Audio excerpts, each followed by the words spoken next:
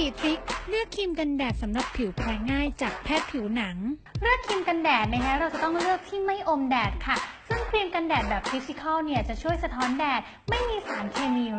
100% ในขณะที่แบบเคมีคอลเนี่ยก็จะอมแดดนะคะ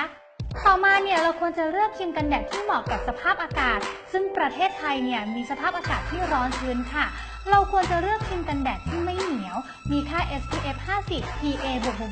UVA และ UVB ค่ะการเลือกครีมกันแดดที่เหมาะกับไลฟ์สไตล์นะคะถือว่าจำเป็นมากๆเลยค่ะถ้าเรานะคะอยู่ที่หน้าจอบ่อยๆเนี่ยก็ควรจะเลือกครีมกันแดดที่กันแสงสีฟ้าได้ด้วยค่ะต่อมานะคะเราเนี่ยควรจะเลือกครีมกันแดดที่ไม่ก่อให้เกิดการอุดตัน non comedogenic และสุดท้ายเลยเราควรจะเลี่ยงสารระคายเคืองไม่ว่าจะเป็นแอลกอฮอล์พาราเบนน้ำมันแล้วก็น้ำหอมค่ะมานาสกินแคร์กันแดดเนื้อใยไหมเบาบางซึมเร็วไม่เหนียวเหนอะหนะไม่ติดมือผ่านการรับรองโดยสถาบันแพทย์ผิวหนัง